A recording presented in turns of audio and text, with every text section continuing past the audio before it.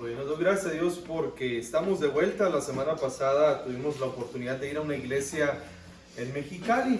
Algunos de ustedes han escuchado de esta iglesia, algunos otros no. Es una iglesia hermana que tiene poco más de un año que les conocemos.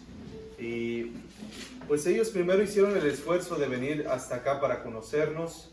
Y luego nosotros regresamos para allá la visita.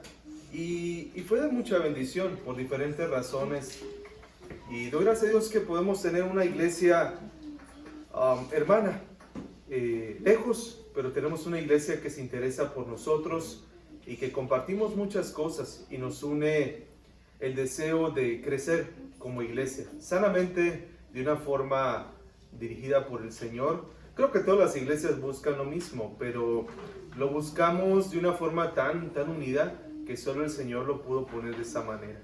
Y doy gracias a Dios que pudimos ir con bien, regresar con bien.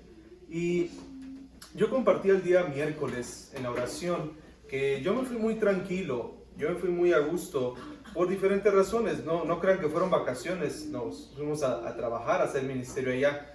Pero una de las razones por las que me fui muy a gusto es porque hay personas, hay hermanos, hermanas que pueden seguir cubriendo, ¿no?, las diferentes áreas de ministerio en nuestra iglesia. Y una de esas personas, por supuesto, es nuestro hermano Jesús, que estuvo predicando la palabra el día domingo. Y es una bendición, hermanos. No hay muchos pastores, no hay muchas iglesias que tengan esa bendición. Y doy gracias a Dios porque nuestro hermano pudo compartir. El día de hoy está dirigiendo también. Eduardo, mi cuñado, que estuvo también dirigiendo lo que fue la música, ¿no?, la adoración. Y somos pocos y tal vez nuestra reunión es sencilla en algunos aspectos, pero no deja de ser una iglesia. Y no deja de ser una bendición verles a ustedes. Y honestamente, desde el miércoles he estado pensando en decirles cómo les echo de menos a la mayoría de ustedes los miércoles. No lo vean como un día opcional, véanlo como parte también de las reuniones que tenemos como iglesia. Si supieran ustedes lo que ocurre, no solo el miércoles, sino el otro miércoles que nos reunimos, cómo el Señor responde. El Señor Jesús muy claramente dijo que muchas veces no tenemos porque no pedimos. Y Santiago dice que a veces no tenemos porque pedimos mal. Y si queremos aprender a pedir más y mejor, el miércoles de oración es fundamental. Y no queremos que sea tradicional porque es miércoles y punto, sino porque es un día que la mayoría podemos hacerlo. Y sacrificio hay que hacer, yo sé, porque para unos es más fácil y para otros es más difícil estar aquí. Pero de verdad tenemos 70, 80 años, dijo el salmista, en este mundo y toda una eternidad que nos espera. Así que invirtámoslo de mejor manera porque el reino del Señor se ha acercado. Y ese reino al que pertenecemos nosotros demanda que estemos luchando en oración. Así que les animo para que vengan. ¿Cómo nos vamos a regresar a casa? Ahí vamos a ver. Pero primero ven. Y te aseguro que va a ser un tiempo de oración. Y lo comparto por lo siguiente también. Inicialmente teníamos un estudio amplio, ¿no?, de una media hora. Digo amplio porque normalmente pues invertimos más o un poquito más de eso. Pero ha llegado el punto en que ya no tenemos en sí un estudio, sino que tanto oramos, tanto invertimos orando, que eso, aunque es importante, la prioridad es la oración. Así que, de veras, haz el esfuerzo, que no te gane la flojera, que no te gane cualquier otra cosa. Dispone en tu corazón, o como aprendimos en semanas anteriores, permanece en oración a pesar de las dificultades. Y vas a ver cómo el Señor va a bendecir tu vida y nos va a bendecir como iglesia también. Así que de verdad te animo para que hagas esto. Me lo subo, dicen.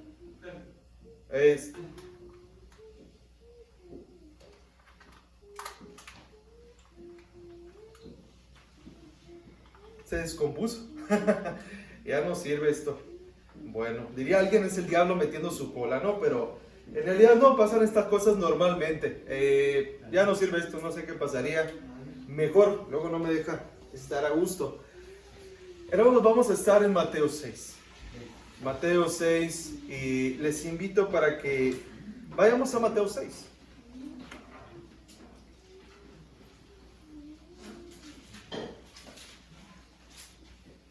Y en este pasaje que vamos a estar viendo como aparece aquí en la pantalla, hay un versículo que todos conocemos muy bien.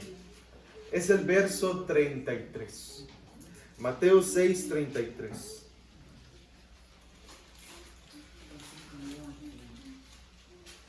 Y me gustaría que ahí tú en tu lugar lo leyeras junto conmigo, el verso 33. ¿Estamos ahí? Mateo 6:33. Leámoslo juntos y después oramos para comenzar. Dice así: pero busquen primero su reino y su justicia, y todas estas cosas les serán añadidas. Oramos. Padre Celestial, nos acercamos a ti precisamente por eso, porque eres nuestro Padre. Porque así como debiera existir la confianza natural de acercarnos, Señor, a la figura paterna, protectora y provisora o proveedora, pues así tú nos enseñas a orar, Señor, precisamente. Gracias, Dios mío, porque has querido relacionarte con nosotros de esta manera. Y quiero pedirte, Señor, por el mensaje que vamos a escuchar juntos, porque a la vez de que lo comparto, Señor, tú también me hablas. Y te pido por todos nosotros, Señor, que podamos entender este problema del afán, de la ansiedad, Señor, de la preocupación, desde una perspectiva tuya. Y entender, Señor, el sentido de este versículo, Señor, el 33. Padre, de verdad, ayúdanos a buscar tu reino, tu justicia. Y confiar, Señor, que tú vas a proveer todo lo que nosotros necesitamos. En Jesucristo, Señor, gracias. Amén. La vida cristiana está llena de cuestiones paradójicas, es decir, cuestiones que normalmente parecen contradictorias, ¿no? Hay muchas cosas que son muy paradójicas. Por un lado, nuestra salvación se nos dice que es algo completamente soberano de nuestro Dios. Él nos escogió antes de la fundación del mundo, sin embargo también se nos manda a crecer en nuestra salvación. El Señor es el que nos da la salvación, pero también nos manda a que nosotros creamos y nos arrepintamos. Son dos cosas que parecen contradecirse, pero no lo son, son paradójicas. Y hay una de las experiencias más paradójicas y que vivimos diariamente, que también es paradójica, y es lo que Pablo decía, el gozo en el sufrimiento. El gozo en el sufrimiento. Leímos Filipenses 4 y el apóstol Pablo dice que está sufriendo, pero él tiene gozo. Y también dice que cuando ustedes sufren deben de tener gozo. Ahora, esto no es nada nuevo. Esto no es nada nuevo. En el principio, en Génesis 3, el Señor dijo lo siguiente: ¿sabes qué? Ustedes han pecado, ustedes han fallado, pero Dios dijo a la serpiente: pondré enemistad entre ti y la mujer, y entre su simiente y tu simiente. Él te herirá en la cabeza y tú le herirás en el talón. ¿Qué nos enseñó ahí el Señor en ese tiempo? La promesa de salvación. Va a haber sufrimiento, pero a la vez va a haber gozo porque hay salvación. Y cuando vamos a la Biblia, cada uno de los autores bíblicos tiene algo que decirnos acerca del gozo en el sufrimiento. Cómo obtenerlo, cómo mantenerlo. Tanto los autores bíblicos como los personajes de la Biblia nos enseñan diferentes lecciones de cómo podemos tener verdaderamente gozo en el sufrimiento. Eso es algo extraño y es algo que la gente tal vez no busque o piense que es posible, pero lo es. El día miércoles, hablando de la cuestión de la oración, hablábamos de unas historias, o alguien compartía diferentes historias de cómo hay gente que tiene miedo de que el Señor les quite cierto sufrimiento porque saben que eso los podría apartar del Señor. Gente que dice: si Dios me quita este dolor, yo sé que voy a terminar lejos de Él. El sufrimiento es algo que el Señor nos utiliza para transformarnos a nosotros, para cambiarnos. Ahora, eso no quiere decir que el sufrimiento lo debemos de recibir y ya. Debe haber gozo en el sufrimiento. Podemos tener gozo en el sufrimiento. Por ejemplo, si tú le preguntas tal vez a Santiago. Santiago dice que resolver el problema no es el punto. No es el punto. Si tú le preguntas al apóstol Pablo, Pablo te va a decir: encuentra el poder de Dios en tu debilidad. José dice, espera que la sabiduría de Dios te sorprenda. Eso es lo que José menciona. Y así cada autor bíblico y cada personaje bíblico podrá darte algún tip de cómo tener gozo en el sufrimiento. En esta ocasión estamos hablando de Mateo. Y si tú sabes bien, Mateo era un recaudador de impuestos. ¿Qué era un recaudador de impuestos? ¿O en qué posición social se encontraban los recaudadores de impuestos en el primer siglo? Alguien dijo lo siguiente: eran la gente más despreciada y más odiada de toda la sociedad judía. Un historiador decía que para una persona de Israel era más fácil, o tenían más ganas de matar a un publicano que a un soldado romano mismo, porque estos eran traidores. Así que nadie quería a los publicanos. Pudiera ser normal que Mateo nos contara una historia de su propio sufrimiento y de cómo tuvo gozo. Pero en Mateo no encontramos una historia de cómo él lucha con el gozo y el sufrimiento. Más bien, Mateo le gusta contar esto desde otra perspectiva, desde las experiencias de otras personas, desde las enseñanzas de otros. Y no muy lejos del principio de Mateo, nosotros encontramos cómo debemos enfrentar el sufrimiento para tener gozo. Sin perderte del capítulo 6, vamos al capítulo 1. En el verso 18.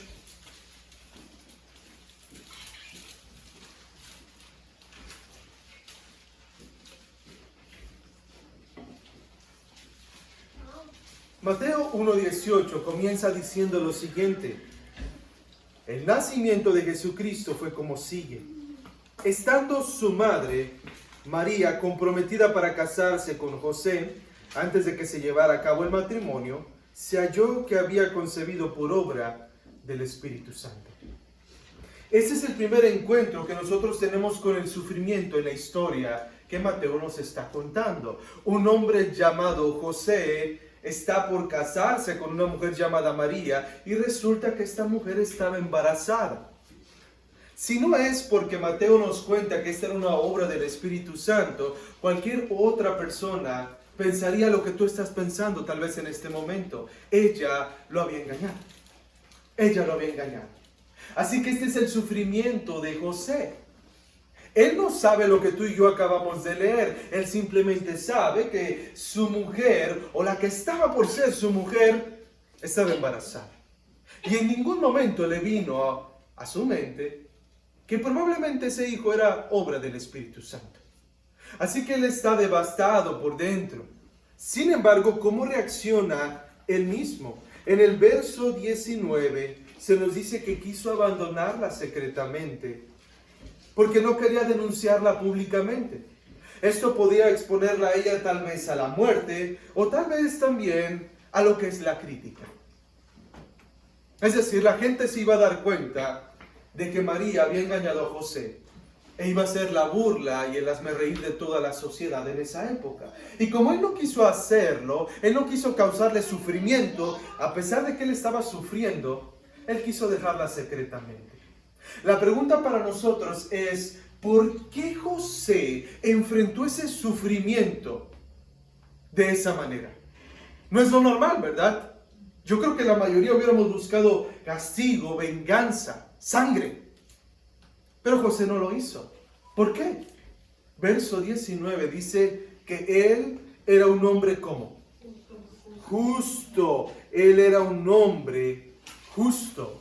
Él actuó con justicia, no actuó con rencor, no actuó por venganza, actuó con justicia. ¿Y cuál fue el resultado? Versos 20 y 21.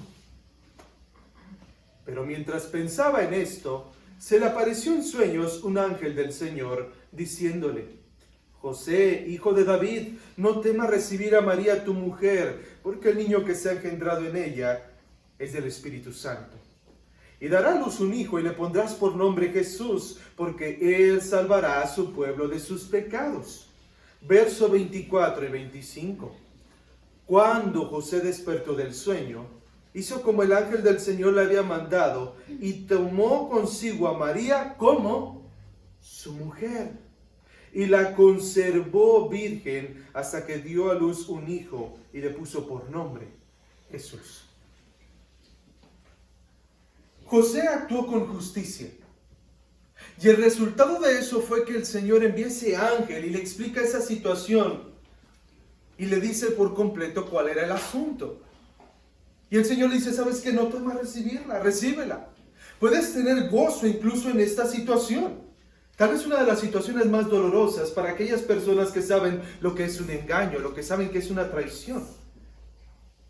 Y en este caso el Señor manda a este hombre justo ese mensaje y pudo tener gozo, porque la recibió como su mujer. Ahora, ¿qué nos enseña desde este momento Mateo en su evangelio? Él nos dice, si tú quieres tener gozo en el sufrimiento, tienes que actuar con justicia. Si tú quieres tener gozo en el sufrimiento, interesantemente, tienes que actuar con justicia. No venganza, no un atajo, sino con justicia. La pregunta a continuación es, ¿qué significa ser justo? ¿Qué significa andar en justicia? Mateo no tarda mucho en responderla. En el capítulo 3 nos explica este concepto. Así que por favor acompáñame al capítulo 3, versos del 13 al 17. Capítulo 3, versos del 13 al 17. La historia va así. Entonces Jesús llegó de Galilea al Jordán, a donde estaba Juan, para ser bautizado por él. Pero Juan trató de impedirlo, diciendo, yo necesito ser bautizado por ti, y tú vienes a mí. Jesús le respondió, permítelo ahora, porque es conveniente que así cumplamos toda, ¿qué dice ahí? Justicia. Entonces Juan consintió. Después de ser bautizado, Jesús salió del agua. Inmediatamente los cielos se abrieron en ese momento y vio el Espíritu de Dios que descendía como una paloma y venía sobre él. Y se oyó una voz de los cielos que decía, este es mi Hijo amado, en quien me he complacido. Esta es la mejor definición de justicia en el Evangelio de Mateo. Es conformarnos a la voluntad de Dios, es hacer la voluntad de Dios. Alguien dijo, en Mateo, ser justo es hacer totalmente de corazón la voluntad de Dios. Es un comportamiento según Dios quiere. Es vivir de esta manera. Es andar de acuerdo a la voluntad de nuestro Dios. Y la próxima ocasión en que nos vamos a encontrar este concepto de justicia es en Mateo capítulos del 5 al 7, que nosotros conocemos esta parte de Mateo como el Sermón del Monte, porque Jesús estaba en un monte. Qué originales los autores, ¿verdad? Pero Jesús tiene otro nombre para este sermón. ¿Sabías? Si tú me acompañas a Mateo capítulo 7, verso 21, te vas a dar cuenta que todo lo que Jesús enseñó ahí tiene otro nombre. Jesús ahí le llama de otra manera. 7:21 dice, la voluntad de mi Padre que está en los cielos. En ese pasaje dice, no todo el que me dice Señor, Señor, entrará en el reino de los cielos, sino aquel que hace la voluntad de mi Padre que está en los cielos. Todo Mateo 5 al 7 se trata de esto, de la voluntad de mi Padre que está en los cielos. En otras palabras, o en una palabra, justicia. De esto se trata el Sermón del Monte, acerca de la justicia. De hecho, alguien, y me gusta mucho cómo lo hizo esta persona, dividió o tituló las diferentes secciones del Sermón del Monte así. Versículos del 1 al 12 del capítulo 5, esta persona dijo se trata de la justicia y la felicidad. Capítulo 5, versos del 13 al 16, se trata de la justicia y el discipulado. Capítulo 5, versos del 17 al 20, de la justicia y las escrituras. Del versículo 21 al 40, de la justicia y la moralidad. Del capítulo 6, versículos del 1 al 18, la justicia y la religión práctica. Y del capítulo 6, verso 19 hasta el 34, me gustó cómo le puso esta persona. Dijo, la justicia, vivir de acuerdo a la voluntad de Dios, y las cosas mundanas, dijo esta persona. Las cosas cotidianas, las cosas más terrenales de este mundo. Es por eso que quise titular este mensaje de esta manera. Un poco largo, pero realmente expresa de lo que se trata esta parte que vamos a estudiar. Mateo 6, desde, como dice ahí, el verso 25 al 34. Es el gozo. Es un gozo que da la justicia del reino de los cielos en el sufrimiento por las cosas más terrenales. Tal vez no todos sufrimos de la misma manera. Tal vez unos tienen un sufrimiento de un tipo, con una salud o diferentes cosas, pero todos tenemos problemas muy terrenales. Todos nos encontramos en este tipo de problemas que Jesús describe en Mateo capítulo 6. Así que vamos a ver este pasaje en dos partes principales. Vamos a ver primero el afán, porque el afán es el sufrimiento por las cosas más terrenales, ¿ok? El afán es la expresión del sufrimiento por las cosas más terrenales. Eso lo vamos a ver de los versículos del 25 al 32. Así que vamos a comenzar con esta parte del mensaje. Ahora, Jesús a lo largo de su ministerio dijo muchas cosas acerca de la ansiedad, del afán, de la preocupación, de nosotros invertir mucho tiempo pensando en las cosas terrenales. Pero esta parte de Mateo 6, esta parte es la que más Él explica acerca del afán, de la preocupación. En este pasaje, el concepto del afán aparece 6 veces, una y otra vez. Como si Él no quisiera que nos perdiéramos de vista, o el punto de que el afán es lo que Él quiere hablar aquí. Y vamos a hacerle 2 preguntas a este pasaje. La primera es, ¿qué es el afán? ¿Qué es el afán? ¿Qué significa esta palabra que aparece aquí? ¿O qué es la preocupación? El verso 25 comienza diciendo, por eso les digo, no se preocupen. ¿Qué significa esa palabra preocuparse? ¿Qué es preocuparse aquí en el Nuevo Testamento?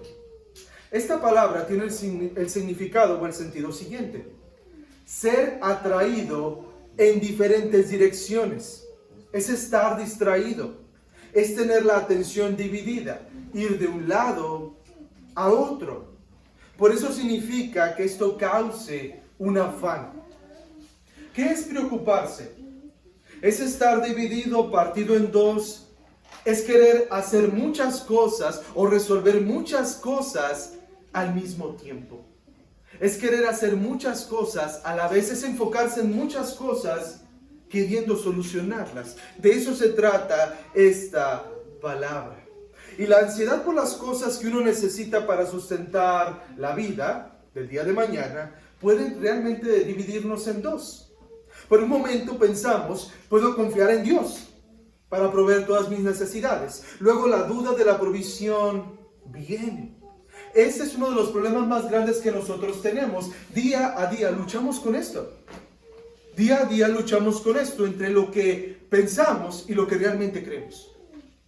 Porque sabemos que Dios nos cuida. Este pasaje lo conocemos bien. Pero el problema es que no creemos muchas veces del todo este pasaje, y de ahí viene el afán y la ansiedad de preocuparnos nosotros por cosas que Dios ya ha prometido proveernos a nosotros. Ese es el problema aquí. Eso es realmente lo que nosotros nos encontramos aquí. Ahora, si yo te preguntara qué es el afán, me podrías responder rápidamente que el afán es un pecado, ¿verdad? Porque es demostrar desconfianza en Dios. Es no creerle a Dios. Y yo creo que si decimos es pecado, debiera ser suficiente para que nosotros no lo practicáramos. Pero así como ocurre con muchos otros pecados, aunque sabemos que son pecados, los seguimos cometiendo. seguimos pecando. Sabemos que tal o cual pecado está mal y lo seguimos realizando. Como lo veíamos 2 semanas atrás hablando de la envidia, sabemos que es pecado, pero seguimos envidiando. Es el mismo problema con el afán. Es por eso que Jesús, aunque Él prohíbe, dice, no se preocupen, sabe que nosotros necesitamos una explicación más amplia para poder cumplir con este mandato. Así que nos da 4 razones para no preocuparnos, ¿ok? 4 razones para que tú no te preocupes, ni yo. ¿Cuáles son esas 4 razones? ¿Por qué no debemos afanarnos? La primera es, no debemos afanarnos porque es idolatría. No debemos afanarnos porque es idolatría. ¿Cómo sabemos que es idolatría? Fíjate muy bien lo que dice el verso 24. Mateo 6:24 dice, nadie puede servir a 2 señores, porque o aborrecerá a uno y amará al otro, o apreciará a uno y despreciará al otro. Ustedes no pueden servir a Dios y a las riquezas. Y a las riquezas. Muchas veces no tenemos la perspectiva apropiada de qué ocurre cuando nosotros pecamos. No sabemos exactamente qué está pasando cuando nosotros pecamos. Y en este caso, cuando nos afanamos buscando las cosas terrenales, muchas veces no sabemos qué pasa. Pero Jesús acaba de explicarnos qué ocurre cuando tú buscas primeramente las cosas terrenales antes que Dios. Y Él dice que tú cometes idolatría. Pones tu confianza principalmente en algo y no en Dios. Eso es básicamente la idolatría. Poner cualquier otra cosa o cualquier otra persona antes que Dios. Creer que tal o cual cosa o tal o cual persona nos va a dar aquello que Dios ha prometido que nos va a dar. Eso es la idolatría. Eso es lo que aparece aquí. Alguien comentando este pasaje dijo lo siguiente: los intentos de lealtad dividida no revelan un compromiso parcial, no, sino un compromiso profundamente arraigado con la idolatría. A veces nosotros vemos nuestro pecado dependiendo de las consecuencias que ese tiene en nuestra vida y en las vidas de otros, ¿verdad? Una mentira es un pecado, pero no es un pecado tan grave como cualquier otra cosa. Realmente Jesús aquí nos pone en perspectiva y nos dice, cuando tú confías en tu trabajo, cuando tú confías en una persona, en tu jefe, cuando tú confías en tus ahorros, tú eres un idólatra. Tú eres una persona que estás desconfiando en Dios. No estás medio confiando en Dios, estás completamente desconfiando en Él. Porque Jesús nos enseña a pensar en este tipo de términos. O confiamos o no confiamos en nuestro Dios. Eso es lo que nosotros vemos aquí. Así que cuando nosotros nos afanamos, nosotros confiamos en nuestro Dios, que es el dinero. Por eso no debemos afanarnos. Una segunda razón por la cual no deberíamos nosotros afanarnos es porque es una orden de Jesús. Fíjate una vez más el verso 25. Por eso les digo, no se preocupen. No se preocupen. Es lo que Jesús les está mandando en esta ocasión. Es una orden de parte de nuestro Señor Jesucristo. Y muchas veces, una vez más, no recordamos lo que son sus órdenes porque estamos muy acostumbrados a ver a Jesús muy humanamente. Lo humanizamos tanto que perdemos de vista que Él es Dios y Él es Señor. Al final del Sermón del Monte dice algo sorprendente, que la gente estaba asombrada de la manera que Jesús enseñaba porque lo hacía con autoridad, no como los escribas o los fariseos. Y debemos de recordar que esa misma autoridad sigue aplicando para todos y cada uno de nosotros. Personalmente, yo no tengo ninguna autoridad en mí mismo. Yo puedo acercarme a ti con la palabra y la palabra es la que tiene autoridad. Pero de parte de Jesús, Él es autoridad en sí mismo. E imagínate estar escuchando el Sermón del Monte. Los fariseos, los escribas decían, fulano rabino dice que no hagas tal cosa. Fulano rabino dice que no hagas tal o cual cosa. Pero Jesús dice, yo os digo o les digo, no se preocupen. No se preocupen. Él era autoridad en sí mismo. y sigue siendo autoridad hasta el día de hoy. Esa es la segunda razón por la cual nosotros no debemos afanarnos. Es idolatría, es un imperativo de parte de Jesús. Pero en tercer lugar, no debemos de preocuparnos porque es ilógico e inútil. Es ilógico e inútil. Verso 25. Una vez más Jesús dice, por eso les digo, no se preocupen por su vida, qué comerán o qué beberán, ni por su cuerpo, qué vestirán. Porque Jesús hace una pregunta, ¿no es la vida más que el alimento y el cuerpo más que la ropa? ¿No es la vida más que el alimento y el cuerpo más que la ropa? ¿Qué está diciendo aquí Jesús? Para que tú estés vivo, por supuesto tienes que comer, pero hay muchísimas otras cosas que comer simplemente. Tú puedes tener una dieta excelente de alimentación y aún así enfermarte y morir. No estoy diciendo que no te cuides o no estoy diciendo que no tomes precauciones. Lo que estoy diciendo es que la vida es más allá de lo que nosotros comemos y con lo que nosotros nos vestimos. Ya está cambiando la temporada aquí en nuestra ciudad. Bueno, eso parecía, ¿no? Volvió el calor otra vez, pero está el calor, está el frío y tenemos ropa para protegernos de esa manera. Utilizamos calzado, utilizamos calcetas, utilizamos tantas cosas para nosotros vestirnos. En la actualidad incluso el cubrebocas ya se convirtió en una prenda, ¿verdad? De cuál tienes, de cuál usas, qué figuras tienes, cuántas capas usas, me explico. Pero al final de cuentas Jesús llega al punto. Si tú un día no compras ropa, ¿te mueres automáticamente? No. Si un día tú no desayunas, ¿te mueres automáticamente? No, porque la vida consiste más allá de eso. Más allá de eso. Hay que comer, hay que vestirnos, pero la vida no consiste en eso. Si tú dejas de respirar, te mueres, por supuesto. Si tu corazón deja de bombear sangre, te mueres. Si tu cerebro falla, te mueres. Y hay muchas otras cosas que pueden causar nuestra muerte, que no son la comida, ni el vestido, ni la bebida. Es lo que Jesús nos enseña aquí. Al final de cuentas, a lo que Jesús quiere llevarnos es a entender que nuestra vida no depende, o el tener vida hoy, poder respirar, andar, pensar, actuar, no depende de lo que nosotros tanto hacemos o tanto creemos. ¿Cómo lo sé? Jesús en ese momento hace algo muy interesante. Fíjate en el versículo 26. Esa parte todos las conocemos, ¿verdad? Jesús dice, miren las aves del cielo. Miren las aves del cielo.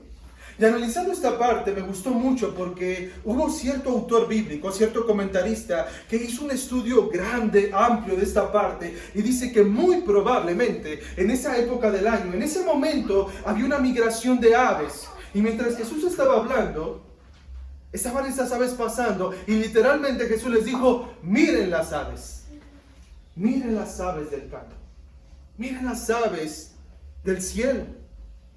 Probablemente estaban volando por ahí. ¿Qué es lo que Jesús quería que nosotros viéramos de esas aves? Dice que no siembran, ni ciegan, ni recogen en graneros. Probablemente si tú ves algún programa de televisión como Discovery Channel o algo así de la naturaleza, Animal Planet, vas a decir, no, sí, las aves son muy capaces y almacenan ciertas cositas. Pero Jesús está hablando en términos amplios. Las aves no tienen un sistema de siembra, ni tampoco de recolección, ni tampoco de almacenamiento para vivir. Ellas no tienen refrigeradores, ellas no tienen hieleras, ellos no tienen esas cosas. Viven al día. Viven al día. Dependen de que el Señor quiera alimentarlas. Dependen de que el Señor quiera protegerlas a todas y cada una de ellas. Pero aquí viene algo muy interesante. Verso 26 dice, y sin embargo, el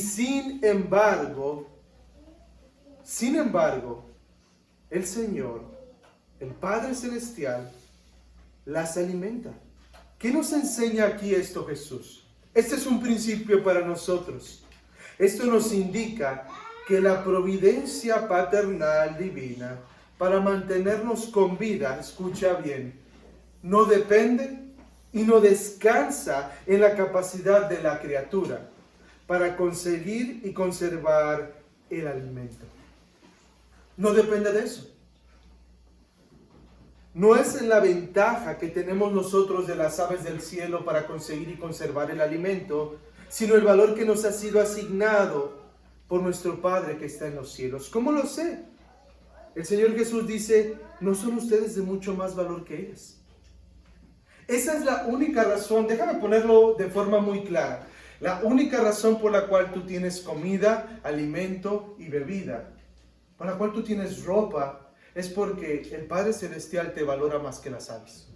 Probablemente tú digas, no, es que es mi capacidad, me estoy preparando tanto, soy tan buen empleado, soy una persona diligente. Eso es bueno y eso es parte, pero al final de cuentas es porque el Señor te asignó un valor más grande que las aves. Ese es el punto. No estoy diciendo que no seas diligente, que no te esfuerces, que intentes progresar en ese sentido, que seas un buen trabajador, que lo hagas como sirviendo al Señor y no al ojo. Pero al final de cuentas, la razón última por la cual tú recibes ese salario, por la cual tú comes y vistes, es porque para el Señor tú eres más valioso. Y eso es una razón para que nosotros podamos y debamos agradecer a Dios, que no es debido a nuestra capacidad, sino a su amor, que nosotros tenemos todas estas cosas. Ahora Jesús va a dar después un ejemplo más con las flores del campo. Pero antes de eso Jesús pone el centro o el objetivo principal que él tiene con su enseñanza. Fíjate en el versículo 27. ¿Quién de ustedes? Pregunta Jesús. Y es una pregunta fuerte. Era un discurso. Yo me imagino a Jesús diciendo, ¿quién de ustedes? Y viendo a cada uno, esperando su respuesta. ¿Quién de ustedes, dice Jesús, por ansioso que esté, puede añadir una hora al curso de su vida? Y yo mismo le pregunto a ustedes, ¿quién de ustedes de verdad puede decir, estoy añadiendo una hora más a mi vida por hacer tal o cual cosa o por preocuparme por tal o cual cosa? La preocupación, dice Jesús, la ansiedad, ¿genera vida para ti? ¿Acumulas vida con eso? Algunos estudios han dicho que si te comes una hamburguesa o papas fritas disminuye 7 horas de tu vida, ¿no? Eso probablemente lo podamos saber, pero ¿quién puede saber por afanarse y preocuparse como decir, ay, de perdida gané 2 horas más de vida? Nadie. Jesús es muy duro. Jesús es muy duro porque les está diciendo ni siquiera una hora más puedes añadir. De hecho, si le preguntas a un médico, la ansiedad, la preocupación disminuye tu calidad de vida. Te enfermas por eso mismo. Así que, por eso decimos, es ilógico, es inútil afanarnos, preocuparnos. La preocupación no es una especie de poder que genere vida, que genere cambio. Simplemente nos está afectando a todos nosotros. Nadie puede hacerlo. Me gusta mucho la Reina Valera porque hace una traducción literal de esta parte. Nuestra Biblia, que es la Nueva Biblia de las Américas, traduce el sentido de esta frase, una hora más. Pero la Reina Valera dice añadir un codo más.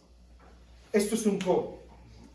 No, yo no soy codo. Lo que estoy diciendo es, el punto es esto. Jesús dice, ¿cuántos de ustedes pueden añadir esto a su vida? Nadie. Ni 45 centímetros más de vida pueden añadir. Nada más. No puedo añadirlo, dice Jesús. No puedo hacer ese cambio en mi vida. Jesús sigue hablando acerca de lo mismo y dice lo siguiente en el verso 28. Y por la ropa, ¿por qué se preocupan? Observen cómo crecen los lirios del campo. No trabajan ni hilan. Por eso les digo que ni Salomón en toda su gloria se vistió como uno de ellos. Aquí hay mucho que ver, simplemente quiero hacer unos breves comentarios.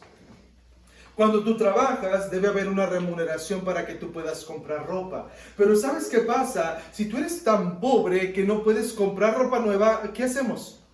Pues la reparamos, ¿verdad?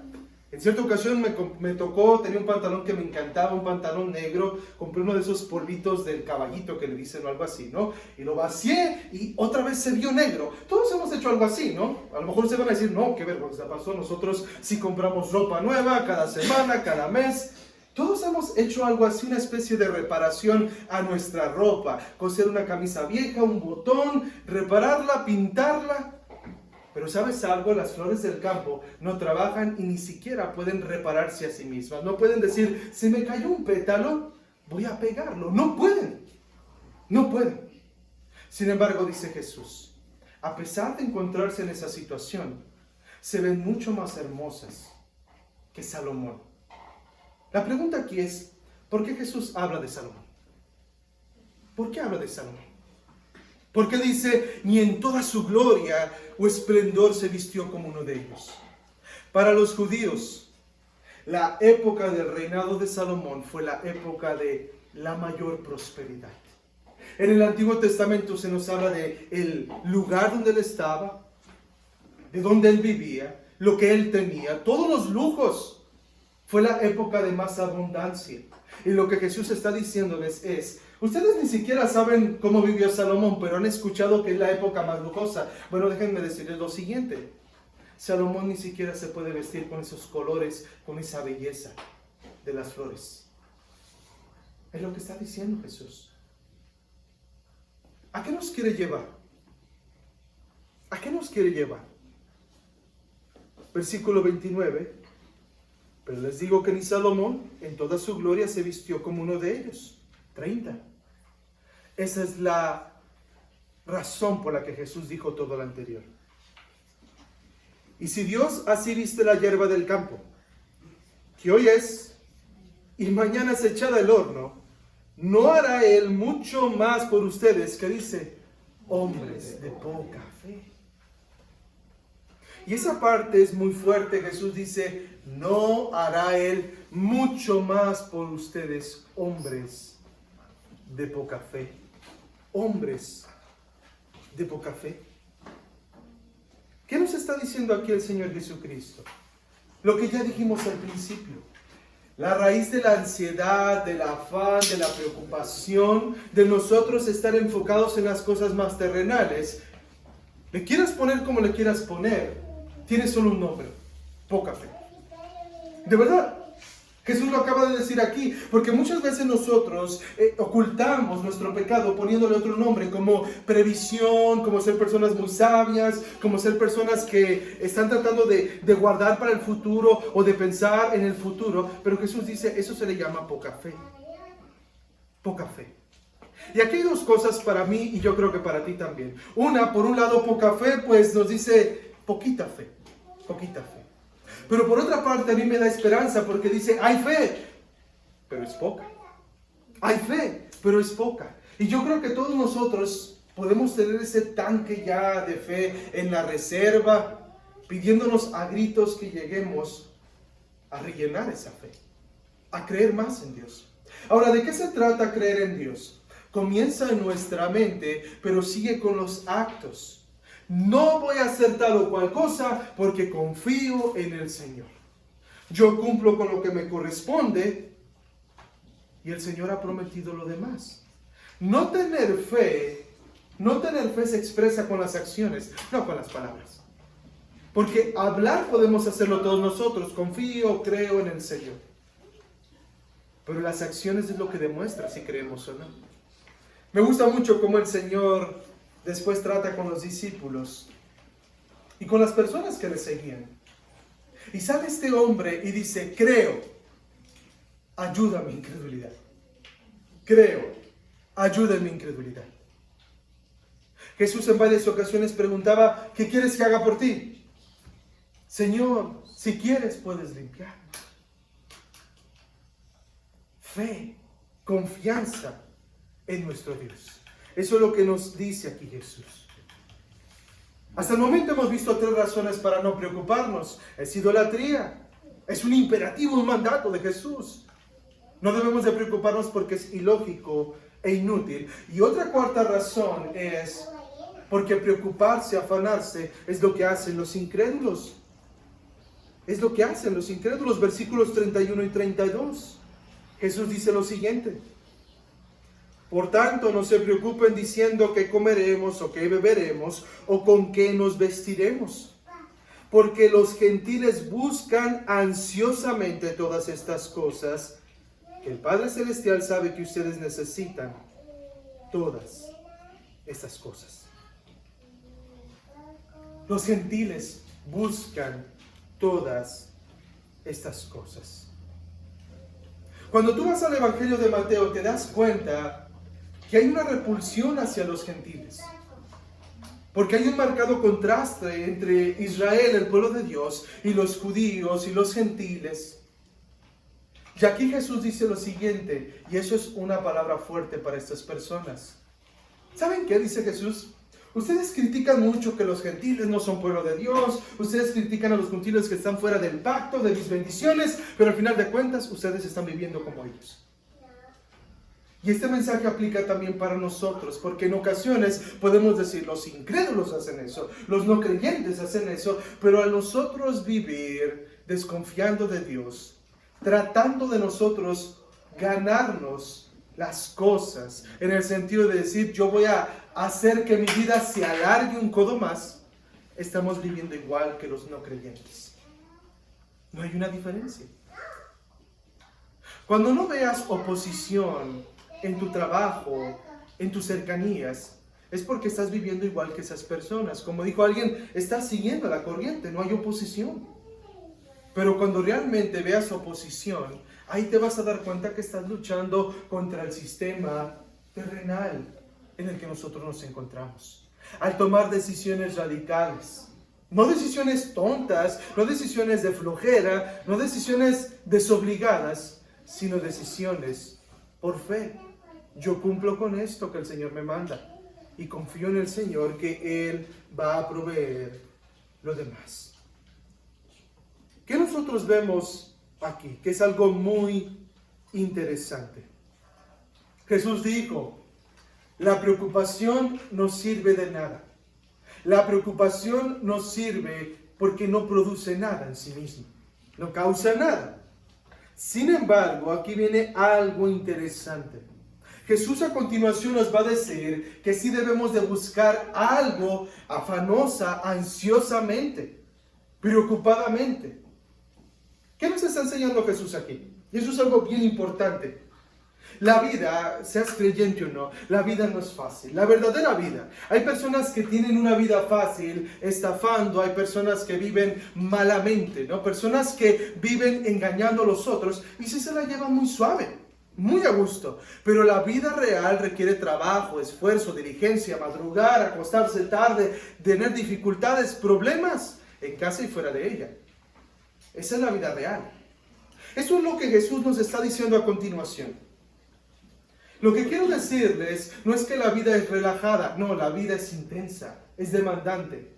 Pero hay un enfoque demandante, preocupado, afanoso, que no produce nada. Sin embargo, hay un enfoque afanado, preocupado, que sí produce.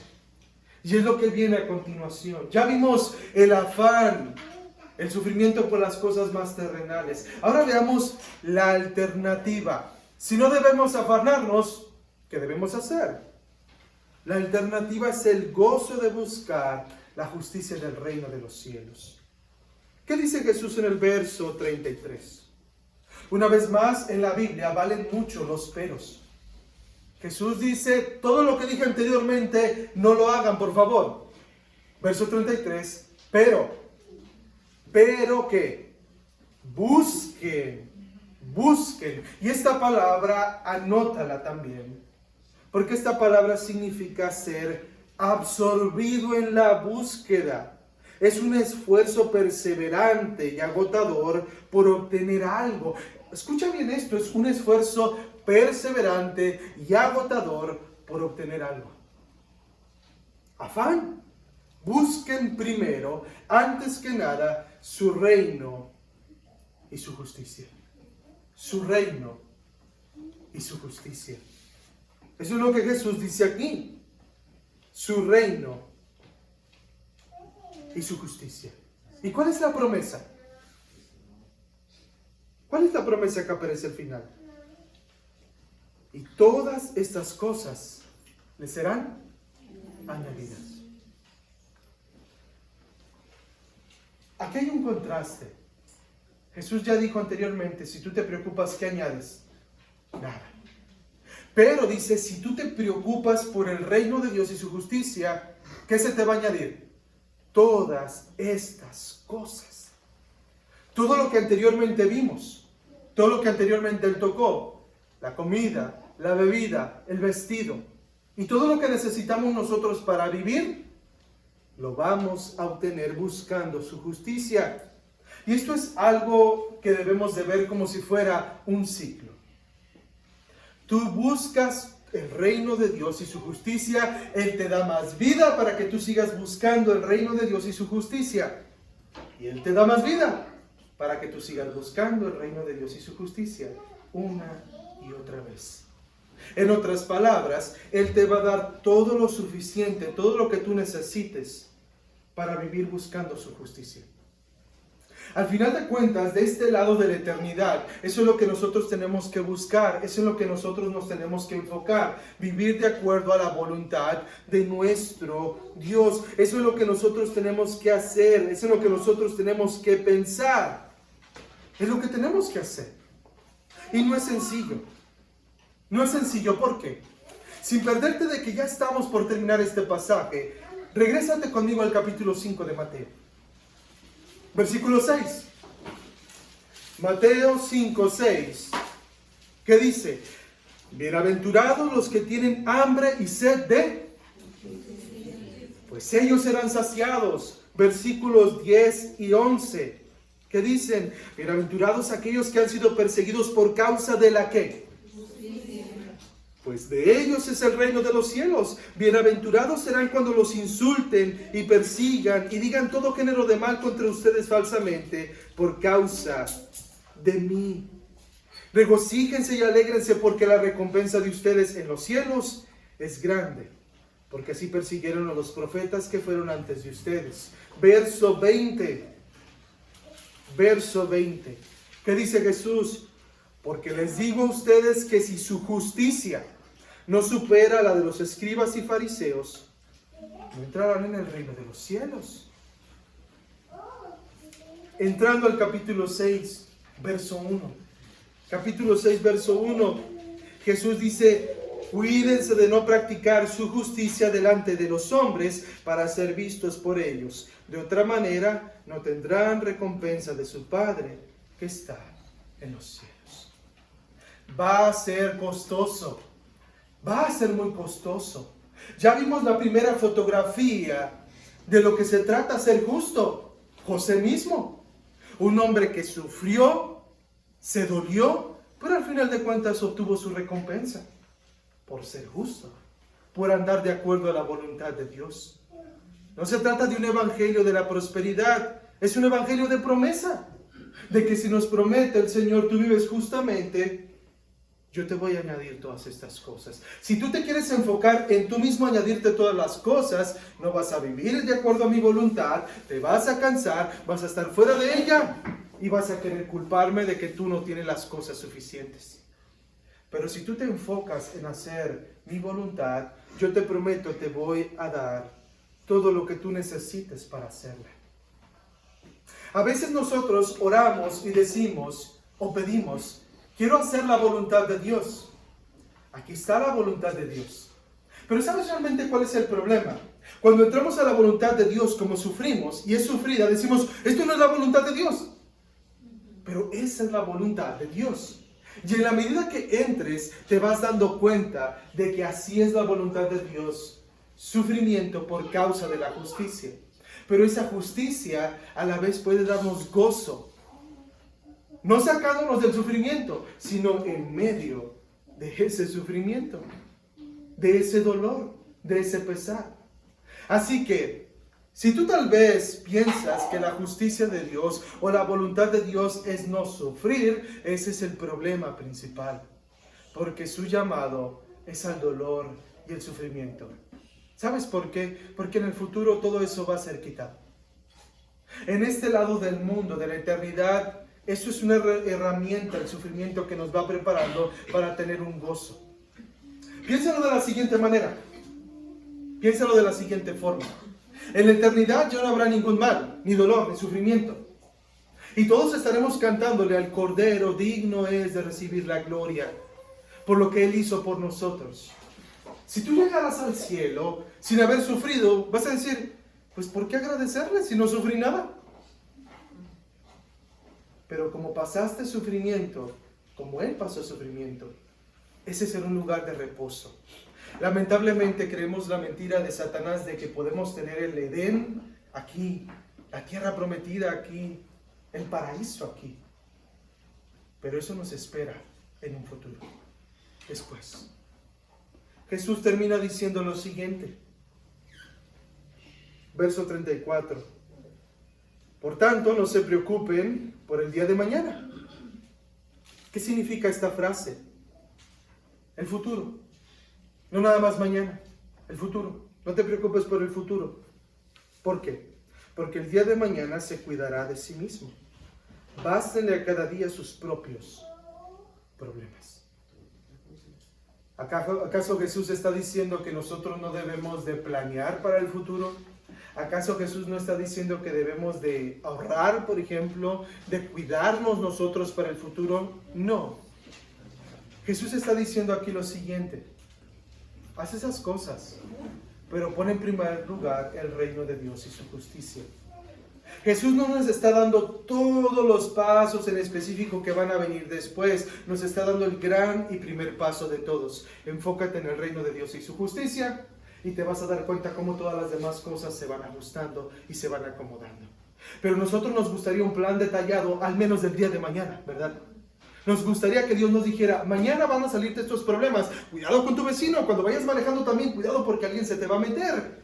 Cuidado con tu jefe porque mañana va a venir de malas. Cuidado con tus hijos porque alguien mañana va a amanecer enfermo.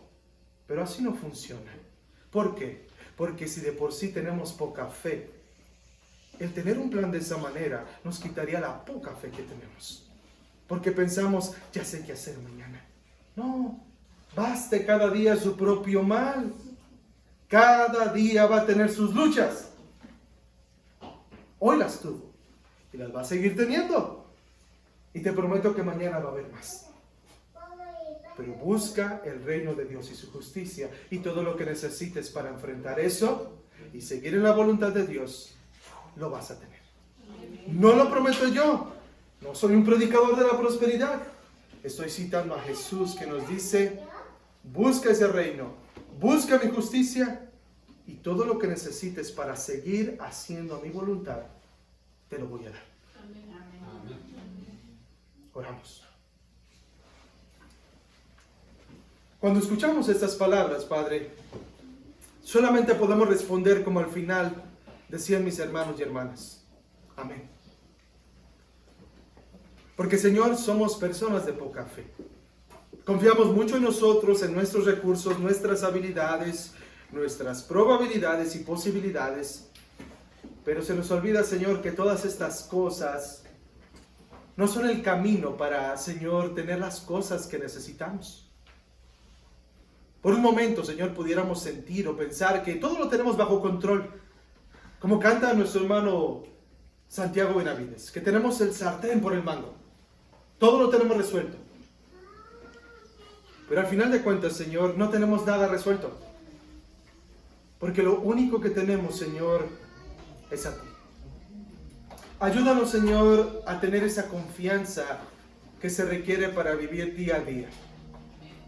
Señor, tú no nos pides que hagamos un compromiso falso o irreal de decir, voy a confiarte toda una semana igualmente, sino que cada día crezcamos en confianza en ti.